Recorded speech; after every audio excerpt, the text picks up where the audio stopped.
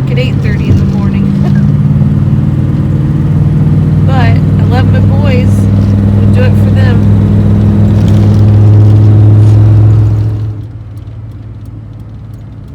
5:08 in the morning. We made it home. The old Julie's a champ. What's up, everybody? It is Monday afternoon, and me and June Pup's back on the job, hauling some limestone for Roger Dorsey. Got a little bit of sleep this morning. We got home about 5 o'clock this morning, I think.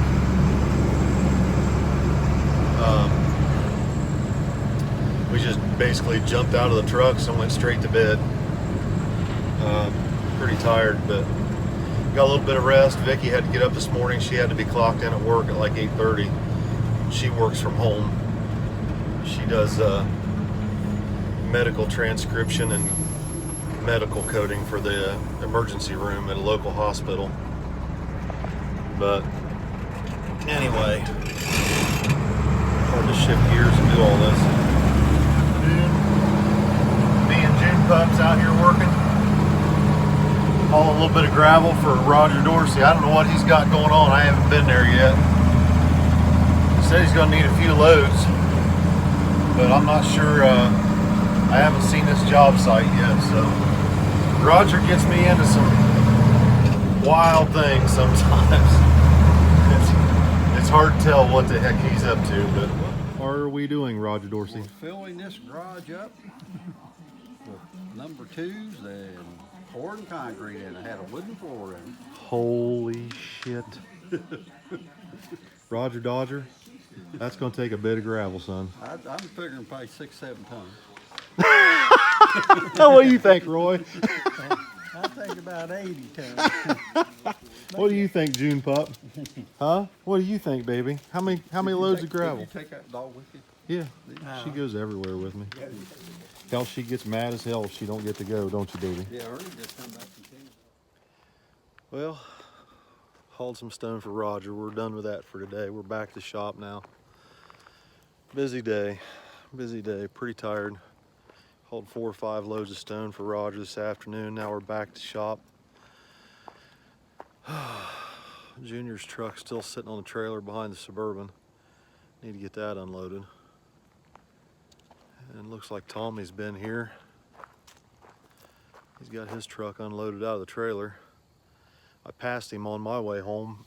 He had a whole pickup truck load of hoodies and shirts. He must be headed back to Billy's to go do shipping. Let's go get the shop opened up. And I got some stuff I need to put up in the shop. While we were down in Gatlinburg, I stopped at a little place down there in front of the Ripley's Aquarium. I think it's on the third floor down there in the, right above the candy shop, right in front of the aquarium down there.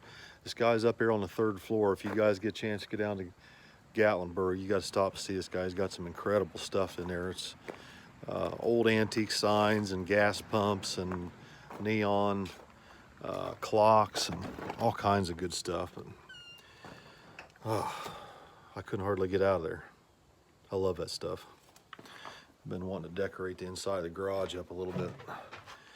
First, we got to get stuff cleaned up. I got a path in here I got to walk through just to get into the shop here.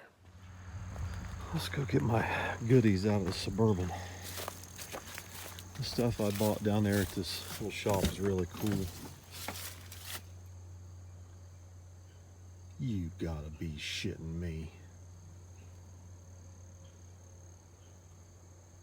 Half-eaten roast beef sandwich.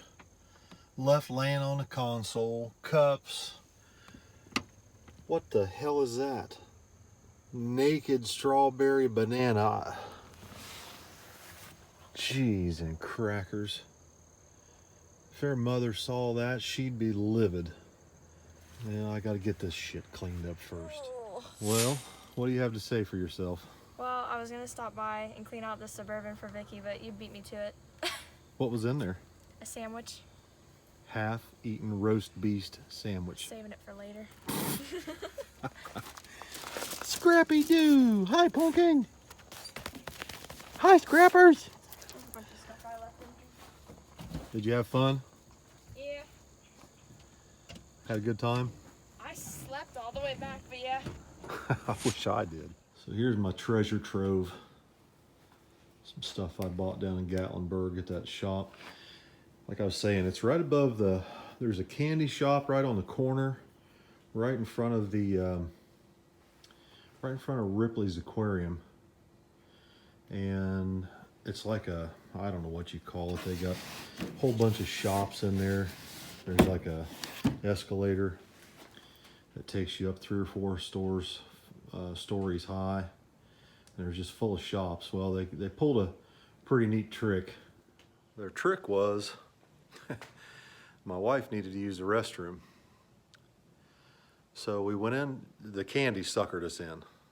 The candy got us in there. And then once we got in there, got some candy, my wife had to use the restroom. Well, guess where they put the restrooms? Top floor. So you have to take the escalator all the way to the top of the, whatever you call this little shit shack mall. And when you go clear to the top, of course, you have to get off the escalator and you turn and get back on the next escalator, and you have to look at everything that's in there. Well, we got to the 3rd floor. Restrooms are on the top floor. We got to the 3rd floor, and here's this, I can't remember what the place is called. It's like cruising through the oldies or some kind of little store up there, but he sells all these signs and antique gas station memorabilia and stuff like that. I love that stuff. I can't get away from it, so I got me some shop decorations. So anyway, Molly came and cleaned up the Suburban here a little bit ago. Got that all taken care of. I got my decorations up. See my Chevrolet service sign and Chevrolet garage sign put up back here. Anyway, so there's so much that's happened. I don't know how I can put it all together in one video, but I guess we'll start with Thursday night. We were getting ready to leave, and we fired up Tommy's truck, and it had a noise in the bottom end of it and scared me to death.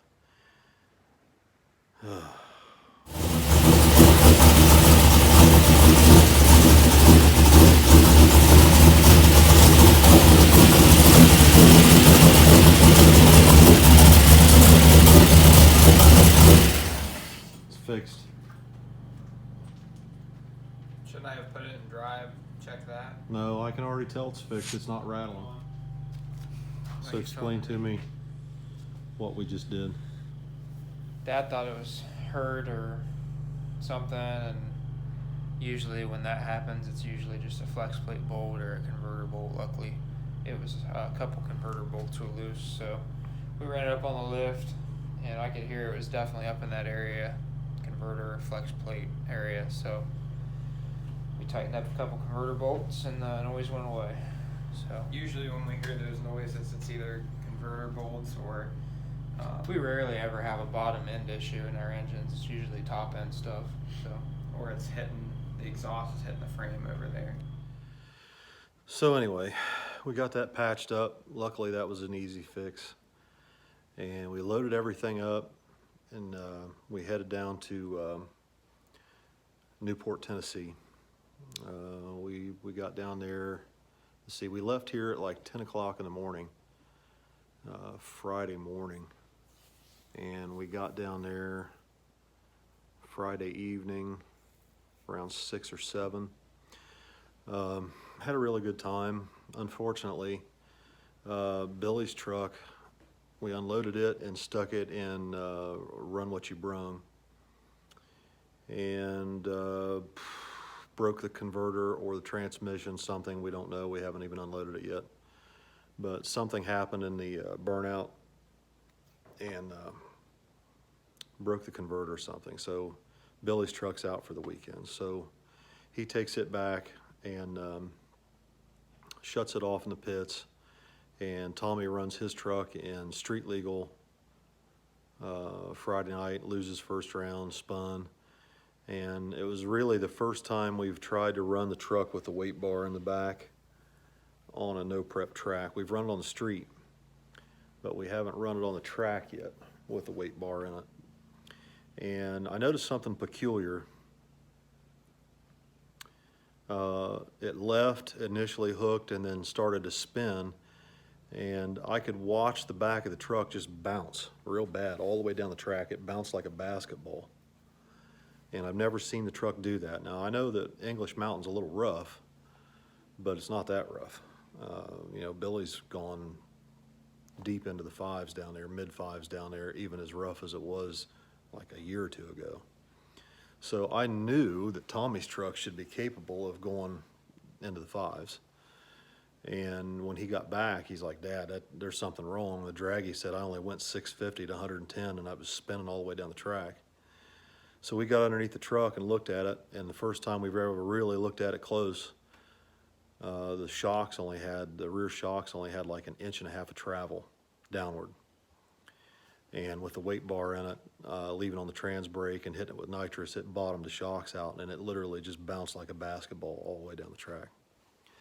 So since Billy's truck was broke, we pulled the shocks, I should say Billy pulled the shocks off of his truck, put them on Tommy's truck, and put Billy's shock settings in it, and went up there for first round Saturday morning and made a really, really, really good lick. Show you a picture real quick.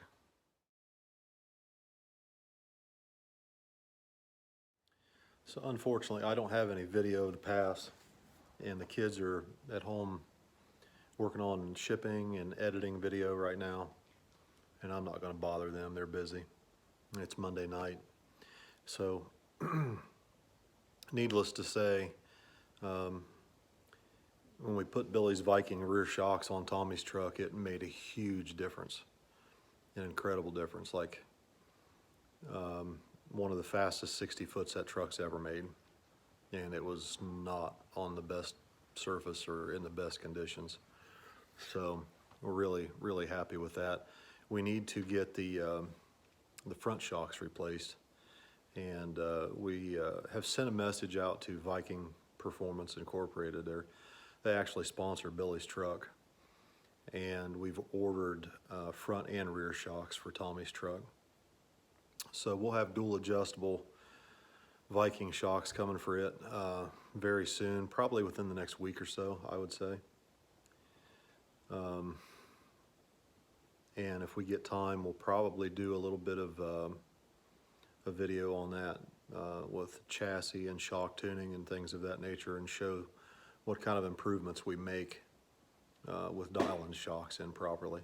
Up to this point, Tommy's truck hasn't had anything like that. It's just got Napa gas shocks on the front, and it had an old set of comp 3-ways on the rear, which were way too long, as it turns out. So look for that coming up. Also, this week, it sounds like Tommy's truck might be getting a cage put in it. I don't know how long that's going to take.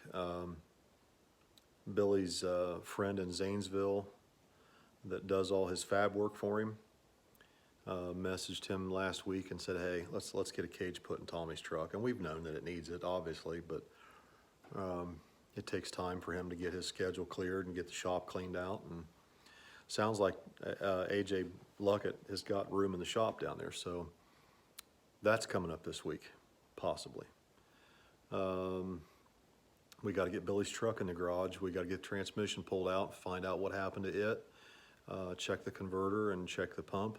I think we may have spun the stator support in the pump, or possibly broke the stator in the converter. So that's coming up this week. Got a lot of good stuff coming. If Tommy's truck does not go get a cage put in it this week, I may try and dyno it this week.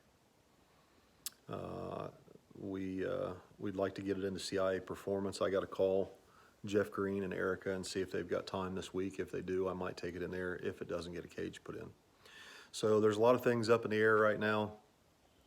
Billy should be releasing a video very shortly, maybe this evening or tomorrow, full coverage of what we got into this weekend.